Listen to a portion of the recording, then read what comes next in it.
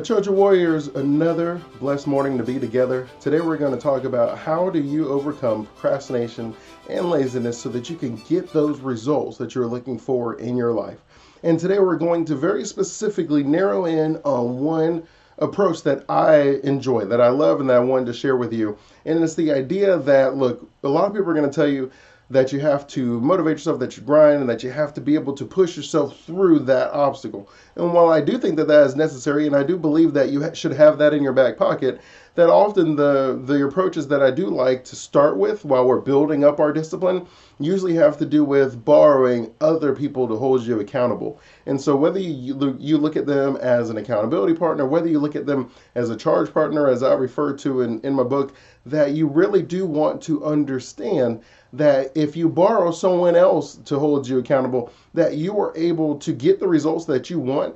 And then you would also on the back end focus on ways for you to be able to build your own discipline up, right? Because discipline is a muscle, motivation is a muscle. It is something that we have to put the work in, and then we can use only in emergencies, right? That's generally the way that I look at it. I say I create an environment, a process, a lifestyle that allows me to be very successful. It makes it very difficult for me to deviate, to fail. And then from there, I say, okay, and now if something unexpected happens, then I'll dip into my discipline. Then I'll dip into my motivation because I've been building it up over time by having this consistent process.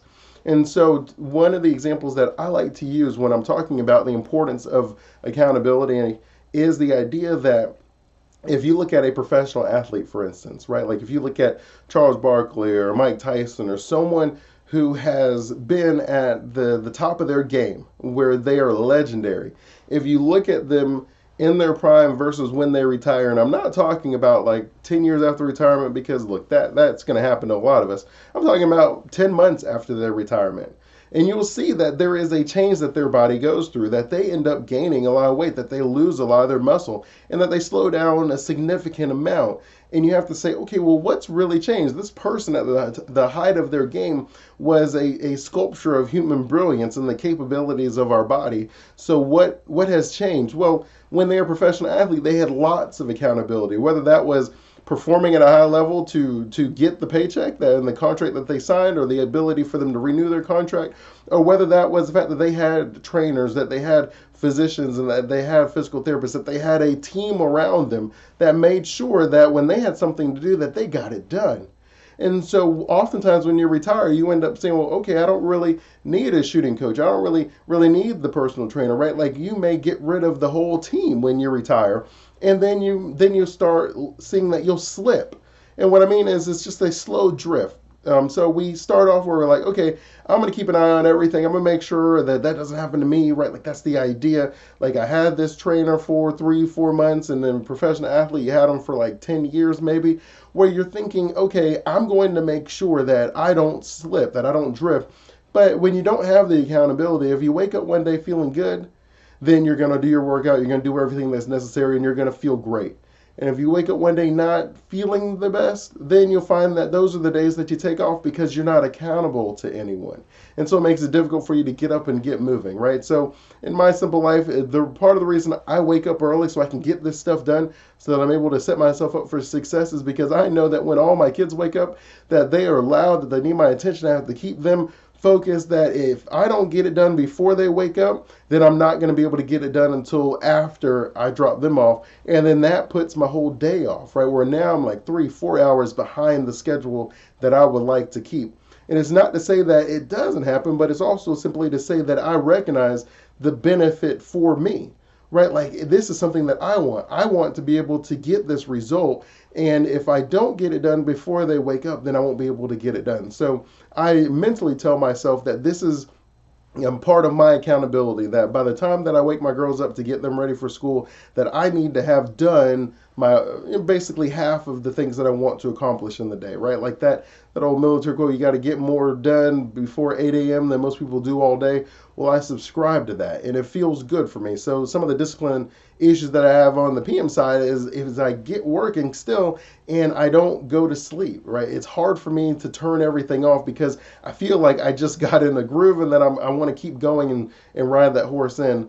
But then on that end, I have my wife. She's my accountability partner. She's always poking me in like, hey, you got to get a certain number of hours of sleep. If she falls asleep before me and she wakes up to get like a drink of water, and if I'm still at working, then she'll be like, look, we got to shut this down, right? Like she holds me accountable. And so knowing that that will happen, sometimes I will be like, okay, she's asleep. That means I may get another hour out of this, but I really do need to get to a stopping place, because if she wakes up in the 2, 3 in the morning and sees me working, it's not going to be like a pretty sight. And then that also makes it difficult for me to wake up at 5 because I just went to sleep. I'll sleep through every alarm and anything else. So it's important that if you want a certain result, then you have to put the people to hold you accountable, certain systems in place to help you create that result. They make it very difficult for you to be unsuccessful, for you to fall back and drift backwards, as we had discussed a little earlier. So when you see these professional athletes retire, and then you see that they end up gaining and that they end up losing a lot of their edge, that a lot of that is just simply, it shows how difficult it is for us to be disciplined by ourselves for a long period of time. And so if you hold the accountability in place while you're building the process, then when you take the accountability off, or at least limit it, then you'll find that you're able to maintain that process. But I would still encourage you to have that check-in. So some people, what they'll do is they'll put like a mastermind together. And so that would just be a group of like-minded people who are all trying to accomplish amazing things in our life. And when just the fact that we know that we have to go back to this group of amazing people and let them know the progress that we made over the last week, that is enough of a motivation for a lot of people. Where let's say, I've had it happen where, let's say what happens is you meet every Sunday. On Saturday, you're looking back at your week and you're like, oh man, I didn't do anything that I needed to do, and I have to report on this tomorrow. And so then you spend a lot of Saturday trying to create enough of the systems in place that will give you some benefit in the coming weeks. It's not going to be good enough for your mastermind meeting, but at least you have a good feeling that you have something to say that I did. And then the exhaustion that you feel, you're probably thinking in the back of your mind, at least I was, I'm not going to let this happen again next time. Like, this is very exhausting. It would have felt better to do a little bit each day than for me to spend my entire Saturday trying to create something, and I got less of a result, but I did twice the work.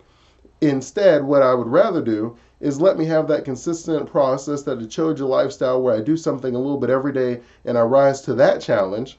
And then as I'm able to see some of the results, now I'm in a position where I'm able to build that momentum and it starts feeling really good, where the wind's blowing behind me, and I want to maintain that process so that I'm able to keep striving. And so that's really what the importance is, that you want to make sure that you separate. And so if you use the accountability either with a one-on-one coach, someone that you can talk to, a mentor, or if you use your accountability more in a group setting, the idea is that you need to have to report your numbers. You need to let somebody else know how you're doing, and then that feeling will drive you. And so outside of the professional athlete space, have you ever maybe been in, I remember when I was in college, and then if my parents were visiting and I knew that they were coming, then I would want to clean up my entire apartment, right? Like, I did not want my parents to come and see some pigsty. Now, I knew I needed to clean the whole time, but something changed when I knew my parents were coming. Or have you ever seen those people at the beach where their belly's kind of all out, but then when someone attractive kind of jogs by, they suck in their belly and make themselves look full because they're right? That's an accountability. As silly as it is, even in that moment, they knew that their body didn't look the way that they would want it to look to have this meeting, this encounter. And so they made the only changes that they could.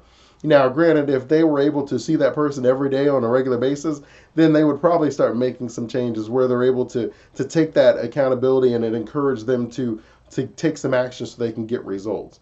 But the reason I'm giving you all these other examples is a part of your accountability, a part of your charge partner, is the idea that I actually care what this person thinks about me. And so in mine, right, so like my kids and my wife, like family, that's important to me. Their opinions matter of me. Now, granted, your opinions matter of me too. So I know some people that will share social media posts, and then people, they get a following, and then people that comment on it, they'll ask them where the information is, right? There are lots of different ways that you can put accountability in your life, even if you're on a solo journey, where you're able to say, okay, these people are counting on me. And that's just one of those cool feelings, right? Significance is something that each of us strive for in different ways. And so it is something that also motivates and encourages us to continue on. So just think of someone in your life that motivates you, that their opinion of you matters, and then let them know what your plan is, which requires you to have a plan laid out, a clear vision of what you're trying to accomplish. Let them know what that is, and then let them know, look, I'm going to check in like once a week. I'm going to check in at the end of each day. I'm going to check in once a month. However that looks, I encourage you to pick somewhere on the more frequent basis in the beginning, because you don't want to do once a month and then you have the same deal that I was talking about, where if it's once a week, you're spending all Saturday trying to get some results. If it's once a month, then you're going to spend all Saturday trying to create an entire month, and that just doesn't work very well. So you at least want to have a higher frequency in the beginning while you're building the habit and the processes down. So, and then just by talking to other people, like I used to joke with people, they used to be like, man, you're a great coach, like you're amazing, or you're a great financial advisor, thank you. And I often tell people, like, this stuff is generally easy, right? I simply find out where you are, find out where you want to be. I see if there's a distance between the two, and then we create a plan to get there. The trick most times is that a lot of our thoughts are just inside of our head. And when they're inside of your head, they come, they go, you haven't really done much. Just the ability to talk to another person will dramatically impact the results that you get in a positive light. Now, granted, if I'm able to give you a couple nuggets, give you some knowledge, give you some education, give you some resources, give you some results, well, that would be a benefit of just the years of knowledge that I've been absorbing, and the hundreds of books that I've been reading and videos I've been watching, right? Like, I'm able to give you some benefit, but just simply the fact that you share some of your thoughts with someone else, it just changes things a little bit, right? It's like you're speaking it out, you're putting it out into the world, and it allows the world to kind of work with you, where people are like, oh, Dre's working on that, I should send this to him. This made me think of him. Oh, Dre mentioned that this was a goal of his. This would help him on that. It's amazing what happens. Like my wife, when I told her about my research on happiness, then she ended up going out and she's like, oh, I just saw this Times article, or this Times magazine, the cover talked about the science of happiness, and it made me think of you, so I bought it for you. Right? That it's just these little things like that happen when you let people know what your goals are, when you have that clear vision, and then they hold you accountable, but then they also see other opportunities to help you along the way. And so that'll be a mindset moment. The only question that I have for you is, do you have someone holding you accountable? And if you don't, who do you care about what they think of you? And how can you integrate that into your life? How can you integrate that into your life? Because you do want to make sure that you care about what the person says, and sometimes you create the stakes so high that who wouldn't care, right? Like, I mean, like, who wouldn't care if 100 people knew that I failed on something, right? I don't know. So it could be just where, if you don't have anyone that's that close to you, where you just have a group setting where that you're able to have that accountability. But you'll find that these is instances that's what matters to us, that even if you look on social media, that we share things that make our lives look normal and perfect, and that we rarely share how broken and how difficult life really is. And a part of that is that's that accountability, right? Like, I want people to know that everything's okay because of whatever reason that they come up with, but that is not fixing the problem. I want you guys to not use the accountability in the negative way, where I pretend like everything's okay and everything's broken on the inside. I want you to use it in a positive way, where you're honest with people what you're trying to accomplish, and then you have them help you to accomplish those overall goals by holding you accountable to your real life and the real goals that you're trying to create. So you got to be honest, and I do encourage that. Until next time, again, I'm Dre. Always think for our time together. Continue blessings on your journey to become the champion of your life.